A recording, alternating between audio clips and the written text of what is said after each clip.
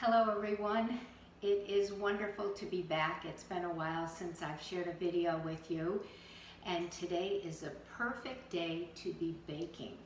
I have a very dear friend that's going to be celebrating a birthday today, so we're going to make a cake.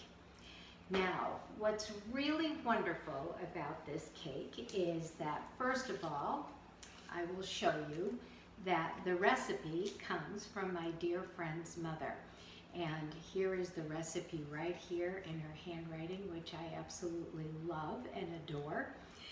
And what really makes this very special is this cake, actually, it was in the 1920s when this cake was first made.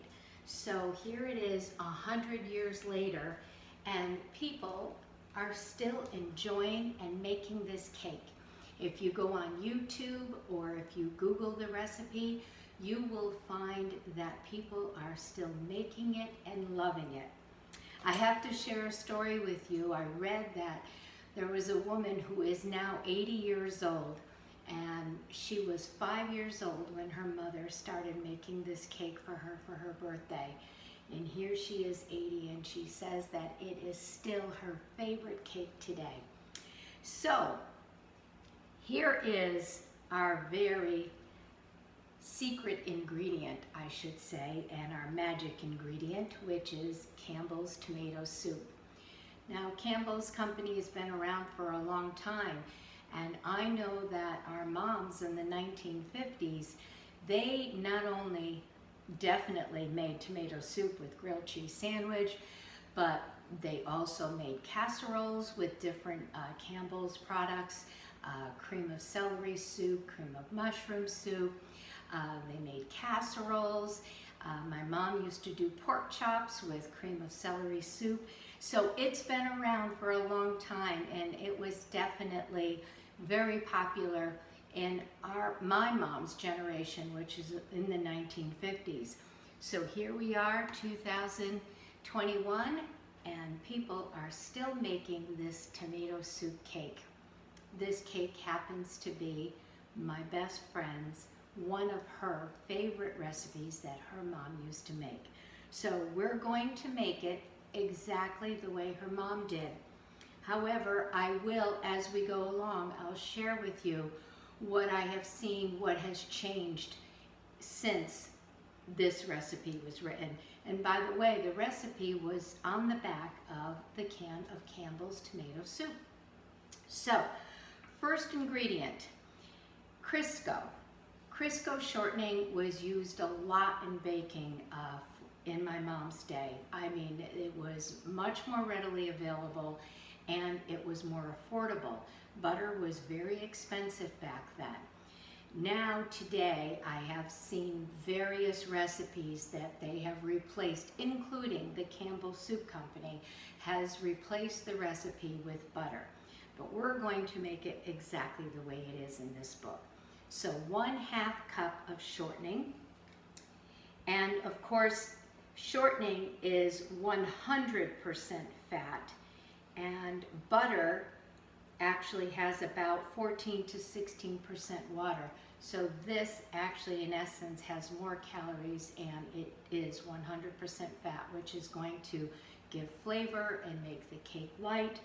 And you can certainly replace it with butter if you prefer. So we also have 1 cup of sugar. Once again, in the 1920s, eggs, butter, sugar were scarce.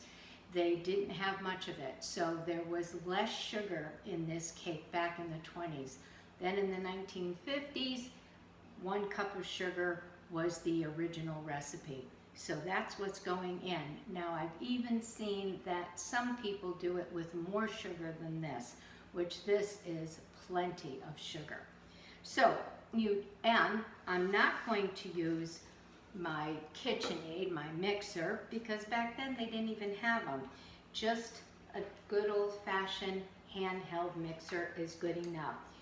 And what you want to do here is mix this for about 4 minutes or so that it's just nice and light and fluffy. And if you replace the shortening with butter, you would do the same thing.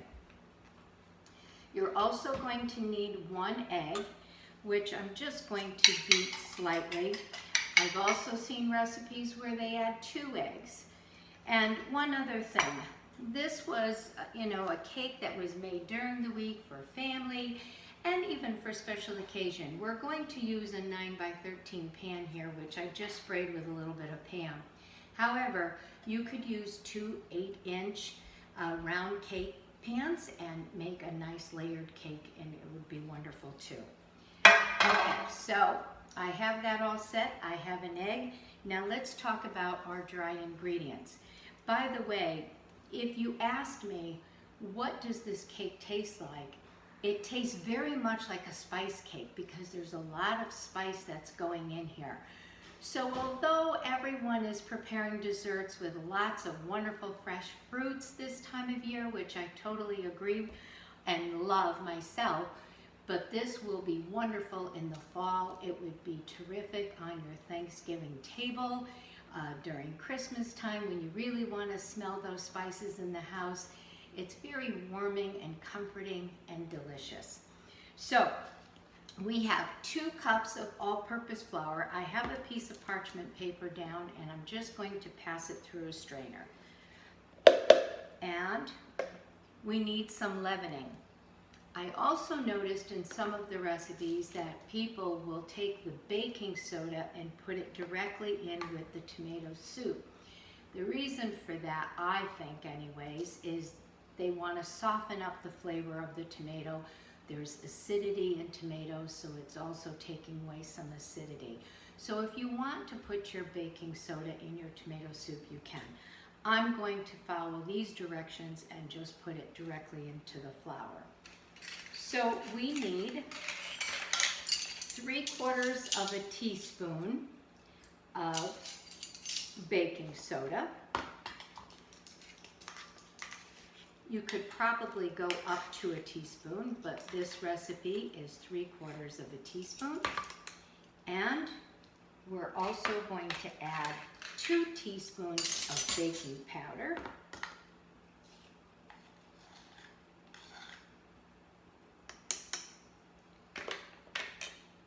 And 1/4 of a teaspoon of salt. And I do believe Mrs. DeAngelo's recipe does call for 1/4 of a teaspoon. So here we go. And now our spices. So we have here some cinnamon and ground cloves and some ground nutmeg. Now you can use a nutmeg grater and grate it yourself. Mrs. DeAngelo puts in 2 teaspoons, so that would take an awfully long time. So this is already ground nutmeg and cloves. I've also seen, in place of cloves, I've seen some recipes where they use allspice. And I will say the amount of spice you put in is really entirely up to you. In this recipe, there is 2 teaspoons of nutmeg, 1 teaspoon of cinnamon, and 1 teaspoon of clove. So that's going to give you a very strong, not a very strong, but definitely a strong spice flavor. If you want, feel free to cut back, you certainly can, but we're going to go ahead and add what's in the recipe. It smells wonderful already. So you just want to pass this through the strainer. Get it nicely mixed. And the only other ingredient that we're going to put in the cake is 1 cup of raisins. You can either use dark raisins or golden raisins. You could even switch out the raisins. You could put cranberries or not put any in at all if you're not a fan of dried fruit. Another ingredient that you could put in also would be some roasted or toasted nuts, whether it be pecans or cashews or walnuts. You can certainly put some in the cake as well if you want a nice crunch. But in this recipe, 1 cup of raisins, and that's what we're going to do. And then, of course, our 1 can of Campbell's soup. Another ingredient that I did see in quite a few of the recipes when I was doing a little research is some people put in vanilla. Vanilla is a wonderful ingredient to cakes, and I think it would be very pleasant here. So if you wanted, you could also add a teaspoon of vanilla to the cake. All right, so my oven is set at 350 degrees. My cake is sprayed. You can butter and flour this if you prefer. And we're going to go ahead, turn this on, and get this mixed where it's nice and fluffy.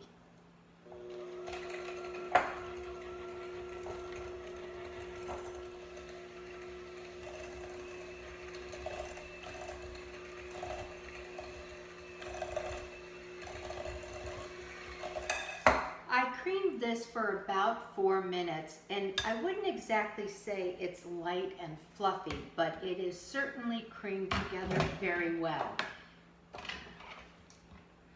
Okay, so I'm just going to show you what it looks like at this point. And I do think it's probably the quantity of sugar, but it's also using the shortening. But here you can see what it looks like. It's light, but it's not as, it's a little more dense. It's not as fluffy as you would imagine. Okay. Now our next step is to add our egg.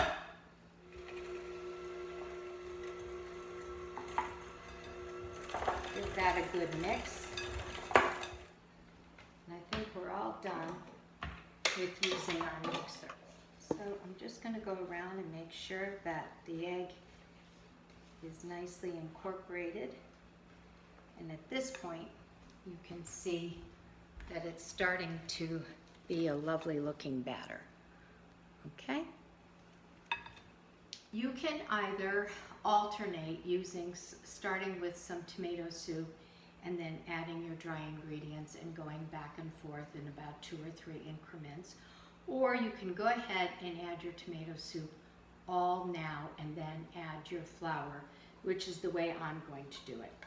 So let's just get our tomato soup, and at this point you just really want to fold in all of your dry ingredients so that you really have a nice light cake.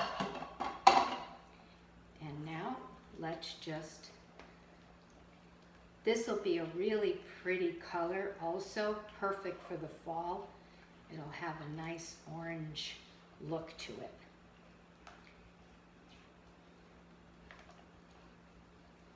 And needless to say, the cake does not taste like tomato soup. Okay, so now that is all mixed. Now let's get all of our dry ingredients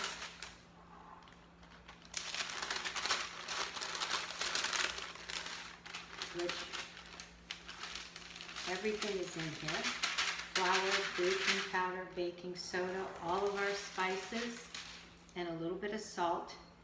And once again, just go in and you just want to fold this so that it's pretty much completely mixed. And then we'll add our raisins. So this will bake anywhere from, I believe Mrs. DeAngelo says 25 to 30 minutes. And I would think that that would probably be true even if you use, say, 2 8-inch cake rounds. And years ago, when this cake was made, they often would just dust the cake with a little confectioner's sugar and eat it like so. Today, most recipes you'll find that the cake is topped with a cream cheese icing, kind of like a carrot cake. So I'm going to, while the cake is baking, I'm going to make a little bit of cream cheese icing, which I've shared with you with the carrot cupcakes that I've done. So I think there's a recipe out there for that. So the raisins, my raisins are nice and plump. It was a fresh box, so I don't think they need to be plumped. So, but if yours are older and they're very, very dry, you may want to plump them in some warm water and then drain them and dry them very well before you go ahead and put it into your cake batter. It smells wonderful. Okay, let's go in, smooth it all out. And I think it's going to be smelling like Thanksgiving around here very soon. I haven't made a dessert in a while. I think Bob's going to be really excited. I think he's looking forward to having some dessert tonight. Here it is. It's going to go into the oven. I will check it in about 25 minutes, so anywhere between 25 and 30 minutes. So here is our cake. It's a little darker around the edges than in the center, but I have a cake tester here, so I'm going to check it, but you can see the edges are a little bit darker. And just use your cake tester or a toothpick. If it comes out clean, which this absolutely does, it is completely ready. And I just made some cream cheese icing. So it's, for this amount, which is more than enough here, I used an 8-ounce package of cream cheese to 4 ounces of butter. Very important that both the cream cheese and butter is very soft.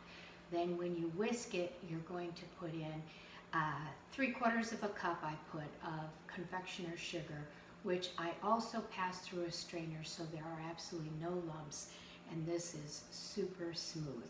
And then you could put just a little touch of vanilla in here, about 1/2 teaspoon. So as soon as this has cooled completely, we will go ahead and ice this birthday cake. Okay, be back soon. Okay, so I'm almost done icing the cake. And as I said, you can put as much or as little as you want. And if you don't want any icing at all, you can just dust the top with a little confectioner's sugar. And I should mention that you can freeze this cake. Just don't ice it. You can actually put your cream cheese icing in the freezer separately and then take it out and ice your cake. But you can freeze it. It freezes very nicely. Another thing I wanted to mention, I don't know if I already did say this to you already, but you know, in the 1920s when this cake originated, you know, it started off with 1 egg because eggs were rationed, sugar was rationed, butter was rationed. So quite often you will find, I noticed that there's a lot of recipes now for this cake with 2 eggs, and probably more appropriately so. So even though this original recipe did call for 1 egg, it's probably because, you know, eggs were definitely rationed back then. So it's up to you whether you want to try it with 2 eggs, but you certainly can. And what else did I want to share with you? I think that's about it. We're going to serve this with a little vanilla ice cream. You have to have ice cream and cake on your birthday. This looks like a nice size piece. This looks perfect. Cuts very nicely. I'll just go this way too. Beautiful. Okay. Oh, lovely. Ah, this looks really, really nice. Okay, so we'll put this in the middle of our plate and we will grab some ice cream. I just put some toasted walnuts on the plate, and I'm just going to sit the ice cream right on top of the walnuts. Perfect. Okay, there's our ice cream. We need a candle. Definitely have to have a candle on your birthday. So we'll just, this is how we used to do it at the restaurant. You can, of course, put your candle in your cake, but if you don't want to do that, you can just let the candle wax just drip for a second on your plate, which comes off very easily. And then once it drips, just stand your candle right into the wax.